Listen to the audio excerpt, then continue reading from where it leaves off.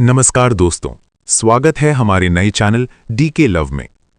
जब कोई औरत हर वक्त तुम्हारे दिमाग में रहती है लेकिन कभी कॉल नहीं करती, तो सच्चाई सिर्फ तकलीफ नहीं देती, वो तुम्हें आहिस्ता आहिस्ता बदल देती है।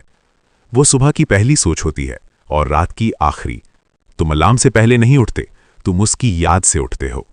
मोबाइल स्क्रीन ऑन करते वक्त दिल को एक पल के लिए उम्मीद होती है, शायद, और उसी पल दिमाग समझा देता है, नहीं आएगा। लेकिन फिर भी तुम चेक करते हो हर बार। वो कॉल नहीं करती, पर उसका ना होना हर कॉल से ज्यादा जोर से बचता है।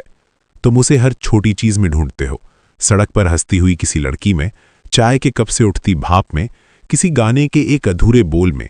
तुम्हारा दिमाग एक पुराना सिनेमा घर बन जाता है जहां वही फिल्म बार बार चलती है, बिना इंटरवल, बिना एंड क्रेडिट्स। और सबसे अजीब बात, वो फिल्म तुम्हें पसंद भी नहीं आती, लेकिन तुम थिएटर छोड़ नहीं पाते।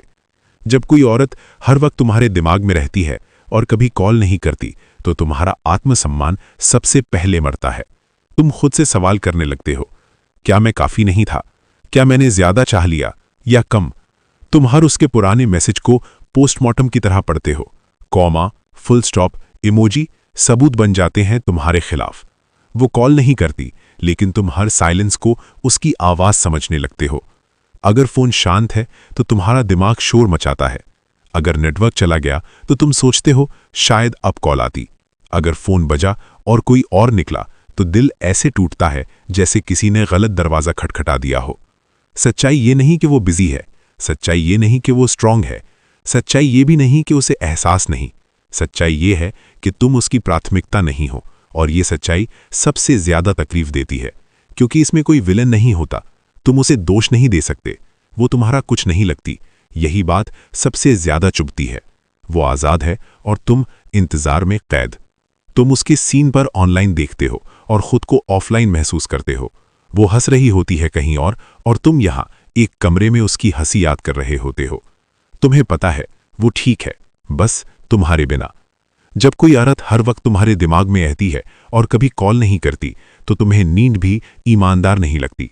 सोते वक्त तुम उसे भूलना चाहते हो और जागते ही वही सबसे पहले याद आती है। तुम सपनों में वो बातें पूरी करते हो जो असल जिंदगी में कभी शुरू ही नहीं हुई। सबसे दर्दनाक हिस्सा ये नहीं कि वो कॉल नहीं करती, सबसे दर्दनाक हिस्सा ये है कि अगर वो आज कॉल कर दे तो तुम सब कुछ भूलने को तैयार हो। अपनी इज्जत, अपने उसूल, अपनी सारी समझदारी। एक हेलो तुम्हारे सारे फैसले रीसेट कर सकता है। तुम खुद को समझाते हो अगर उसे बात करनी होगी तो वो करेगी, लेकिन दिल मानता नहीं।